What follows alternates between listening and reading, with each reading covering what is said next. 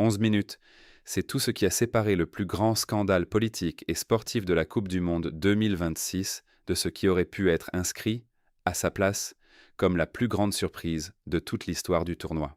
À Atlanta, une nation de plus de 100 millions d'habitants qui n'avait jamais remporté le moindre match à élimination directe dans une Coupe du Monde a frôlé l'exploit d'éliminer les champions en titre et le plus grand joueur encore en activité avant de voir le résultat, et avec lui l'équité même de toute la compétition s'effondrer dans les dernières minutes, dans des circonstances qui font désormais l'objet d'une réclamation officielle auprès de l'instance dirigeante du football mondial.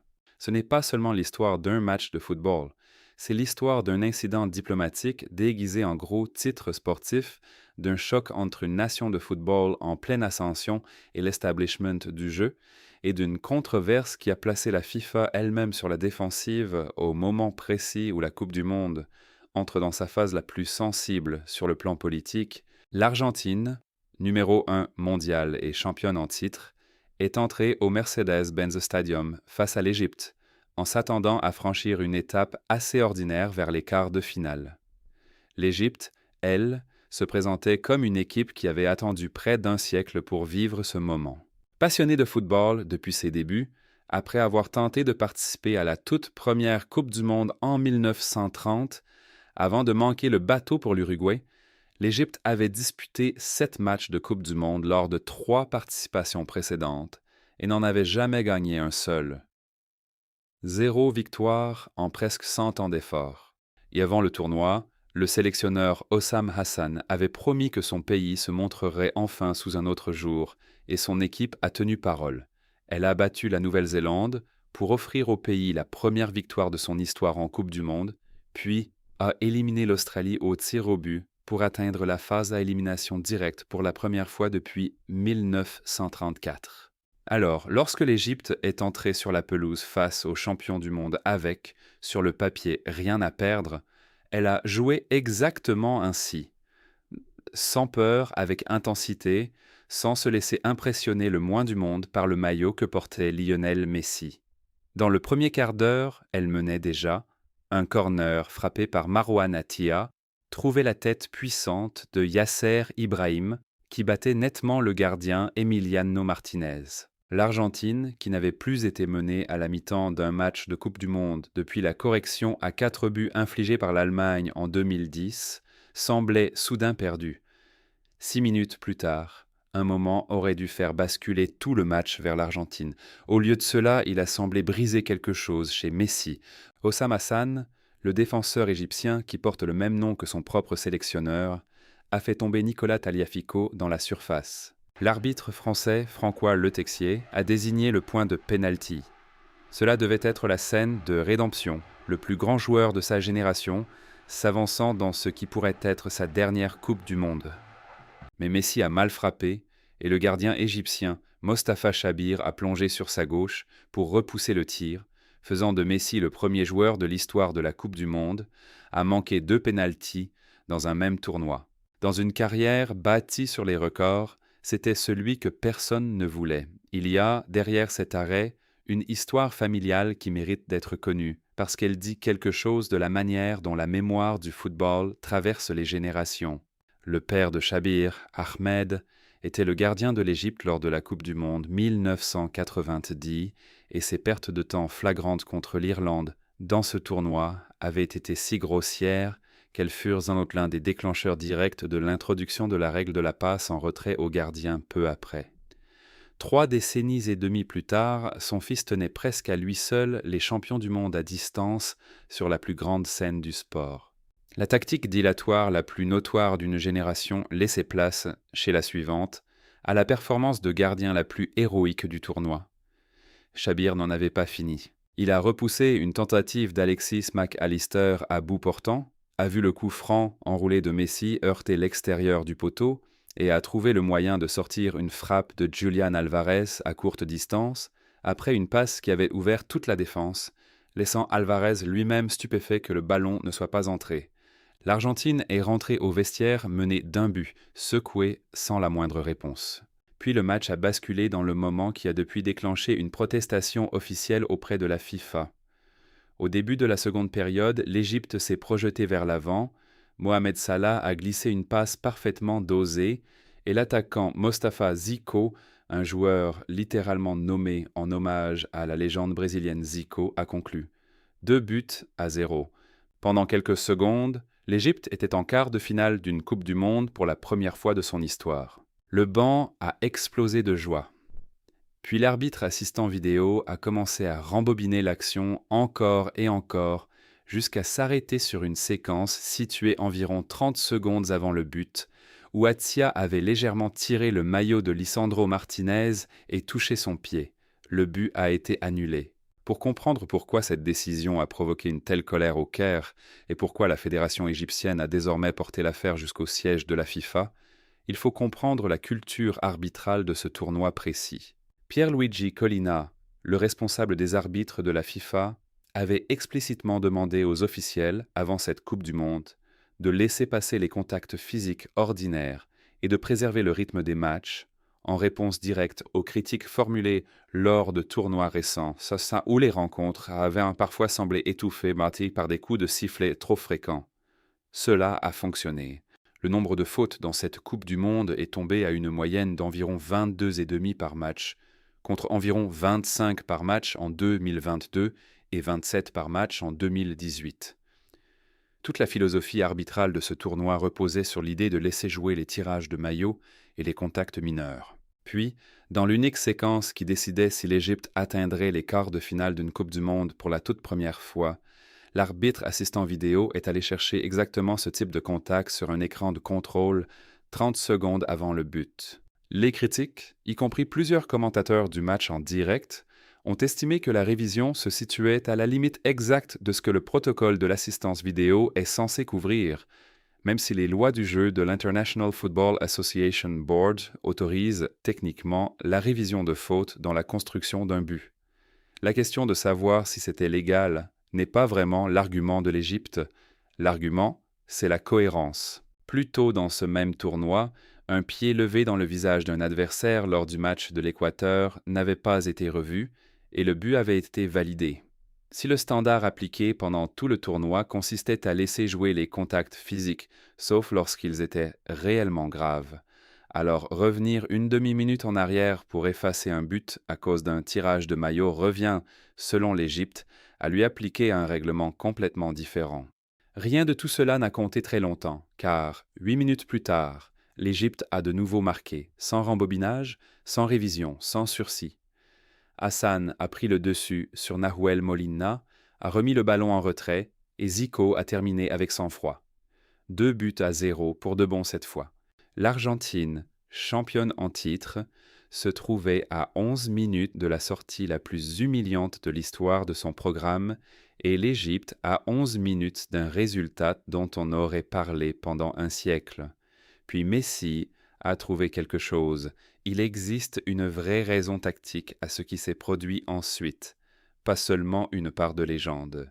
Le sélectionneur Lionel Scaloni a fait entrer Leandro Martinez à la place de Rodrigo de Paul, un changement qui a déplacé Messi vers le flanc droit, là où il n'était plus étouffé comme il l'avait été pendant 70 minutes par 3 défenseurs. À chaque fois qu'il touchait le ballon dans l'axe, sur le côté, il a soudain eu de l'espace pour respirer. À la 79e minute, il a déposé un centre venu de la droite et Cristian Romero s'est élevé au-dessus de la défense égyptienne pour marquer de la tête. 2-1. Quelques minutes plus tard, Messi a signé un dribble sinueux au milieu du trafic, un geste que personne à son âge ne devrait encore avoir dans les jambes, manquant de peu de servir un coéquipier. Puis, à la 83e minute, l'Égypte n'a pas réussi à dégager correctement un ballon qui traînait. Celui-ci est retombé sur Messi juste à l'intérieur de la surface, et il l'a repris en demi-volée avec une technique parfaite sous une pression maximale. Chabir a mis les 2 mains, mais n'a pas pu l'empêcher d'entrer, 2 partout. Cette frappe était le 21e but de Messi en Coupe du Monde, ce qui prolongeait son propre record absolu et son 8e dans ce seul tournoi, le plaçant une unité devant Kylian Mbappé et Erling Haaland dans la course aux souliers d'or. Elle faisait aussi de lui le premier joueur de l'histoire à marquer dans 6 matchs à élimination directe consécutifs en Coupe du Monde. Il y est parvenu dans les mêmes 90 minutes où il est devenu le premier homme de l'histoire du tournoi à manquer 2 pénaltys. Le pire record individuel du sport et l'un de ses plus grands accomplissements réunis dans le même match. L'Argentine n'en avait pas fini. 2 minutes après le début du temps additionnel, l'Égypte s'est de nouveau projetée vers l'avant. Mohamed Salah est tombé dans la surface argentine en réclamant une faute, affirmant que Julián Álvarez l'avait touché. Pas de coup de sifflet, aucune révision vidéo déclenchée.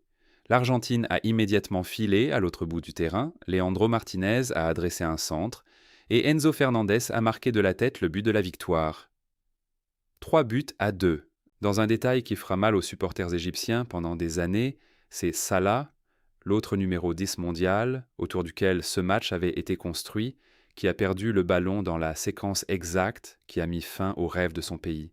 Ce but d'Enzo Fernandez aurait aussi été, selon certains décomptes, le 3000e but de l'histoire de la Coupe du Monde, un jalon symbolique tombé au moment le plus cruel possible pour l'Égypte. Et c'est la deuxième décision qui s'est retrouvée au centre de la plainte officielle de l'Égypte, et elle reflète presque exactement le but refusé, simplement dans l'autre sens. Comme Salah est tombé dans la surface, le standard de révision n'était pas celui d'une faute ordinaire, mais celui d'un penalty, ce qui, dans le protocole de l'assistance vidéo, suppose un seuil de contact nettement plus élevé avant que les arbitres soient tenus d'arrêter le jeu et d'aller consulter l'écran. Placez-vous 1 mètre en dehors de la surface, et le même contact est examiné comme une faute classique. Placez-vous 1 mètre à l'intérieur, et il doit ressembler à un pénalty clair avant même que quelqu'un regarde le ralenti. L'Égypte affirme que le contact d'Alvarez, ou peut-être celui de Hamdi Fati dans un incident lié, suffisait à justifier au moins un examen, quel que soit l'endroit précis où la faute aurait été commise. Et elle estime qu'une absence totale de révision dans la séquence qui a décidé un match de Coupe du Monde est impossible à défendre à côté des mêmes officiels, remontant une demi-minute d'image pour annuler le but égyptien plus tôt dans la même période. Au coup de sifflet final, le match a brièvement échappé à tout contrôle. Messi s'est dirigé vers le banc égyptien et a échangé des mots avec Hossam Hassan. Ce qui a été dit n'a jamais été confirmé publiquement. Aucun enregistrement audio n'a émergé, mais la réaction de Hassan a été extraordinaire. Il a croisé les bras en forme de X, ce qui se trouve être le geste officiel antiraciste de la FIFA, introduit en 2024 précisément pour permettre aux joueurs et aux entraîneurs de signaler des abus racistes et de déclencher le protocole de discrimination en 3 étapes du tournoi. Il a fait ce geste directement vers Messi et a reçu un carton jaune pour cela. Plusieurs membres du staff égyptien se sont alors précipités vers l'altercation et l'un d'eux a foncé vers Messi avec une réelle agressivité physique avant que les joueurs argentins et la sécurité du match ne séparent tout le monde. Ce membre du staff a reçu un carton rouge direct et a été escorté hors de la zone technique. Ni la FIFA ni la fédération égyptienne n'ont jamais clarifié à qui le geste antiraciste de Hassan était réellement destiné, ni ce qu'il avait précisément déclenché, et Hassan lui-même n'y a plus fait référence dans ses commentaires d'après-match. Ce qu'il a fait, en revanche, c'est parler aux journalistes avec une franchise saisissante. Il leur a dit que la victoire de l'Argentine était, selon ses mots, totalement imméritée. Et il a affirmé qu'il refuserait personnellement de regarder le reste de cette Coupe du Monde une fois rentré chez lui, présentant cela comme sa propre protestation privée contre ce qu'il considère comme une absence d'équité dans le sport. Il a déclaré que son équipe avait été traitée injustement et avait subi une injustice, que l'Argentine semblait bénéficier d'un soutien institutionnel à tous les niveaux de l'arbitrage, et il a demandé de manière très directe pourquoi il n'y avait pas de justice dans le sport. L'attaquant Mostafa Zico lui a apporté publiquement son soutien, qualifiant l'injustice d'évidente dès le premier coup de sifflet. Ces déclarations ne sont pas restées enfermées dans une conférence de presse d'après-match. En environ une journée, la Fédération égyptienne de football a transformé tout l'épisode en protestation écrite officielle auprès de la FIFA. Son président, Hani Abo Rida, a déposé une plainte formelle réclamant une enquête complète sur l'arbitre François Le Texier et l'ensemble de son équipe arbitrale, y compris l'équipe chargée de l'assistance vidéo. La plainte pointe précisément 4 éléments: le deuxième but refusé, l'absence de révision pour un éventuel penalty sur Salah, l'absence de tout contrôle vidéo sur l'incident impliquant Hamdi Fati, et ce que l'Égypte décrit comme une application globalement incohérente du système de révision tout au long des 90 minutes.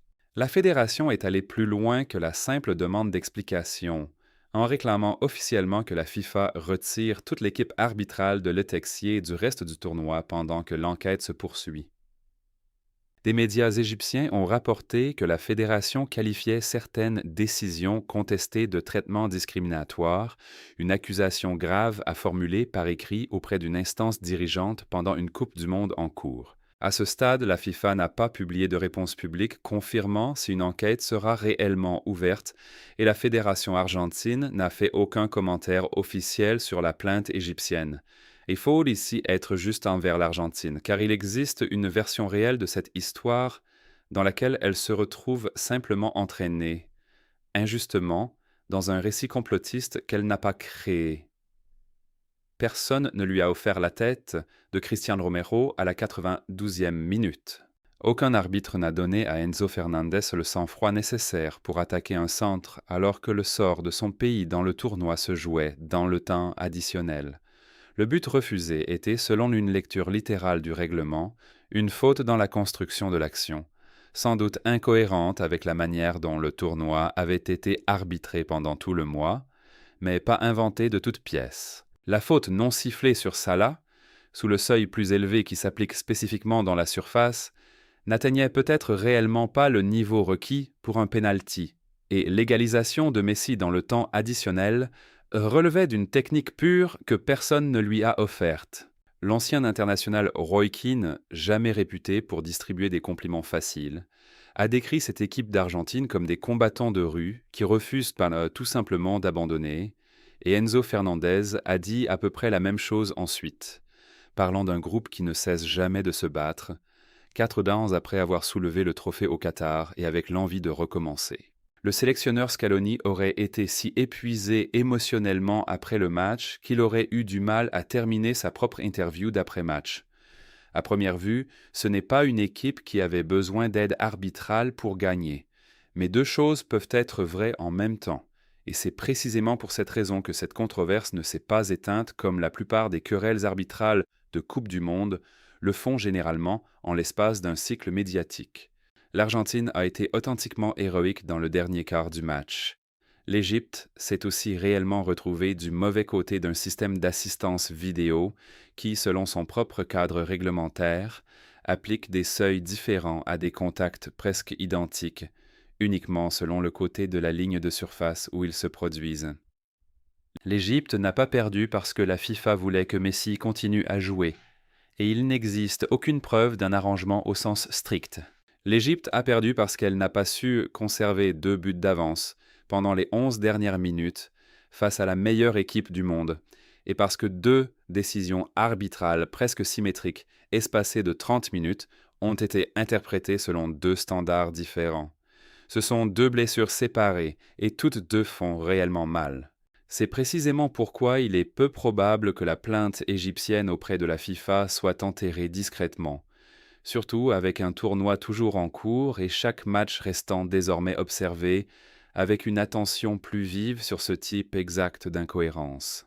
Derrière toute cette controverse se trouve une histoire très humaine, quelque peu noyée dans les débats sur les révisions du temps additionnel.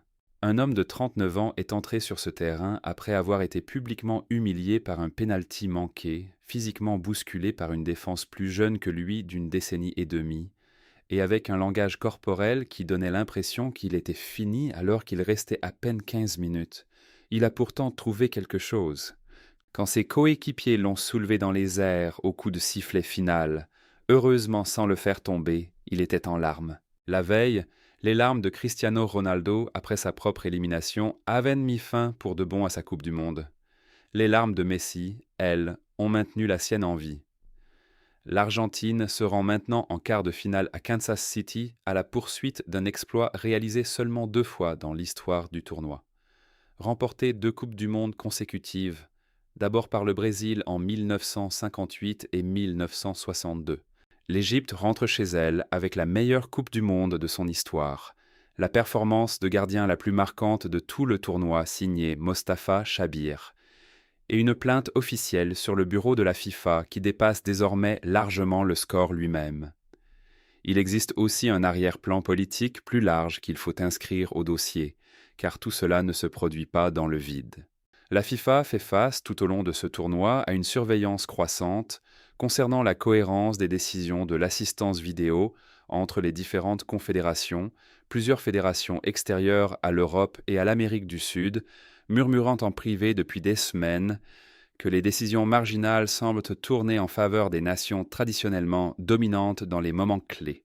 La plainte de l'Égypte s'inscrit directement dans cet argument plus vaste, et elle arrive à un moment véritablement embarrassant pour la FIFA, une organisation déjà confrontée à des accusations de favoritisme commercial envers des stars de premier plan, comme Messi avant ce qui pourrait être sa dernière apparition en Coupe du Monde, en plus de critiques anciennes sur l'application inégale du système d'assistance vidéo entre des confédérations aux traditions footballistiques très différentes et au niveau d'influence institutionnelle très variable au sein même de la FIFA.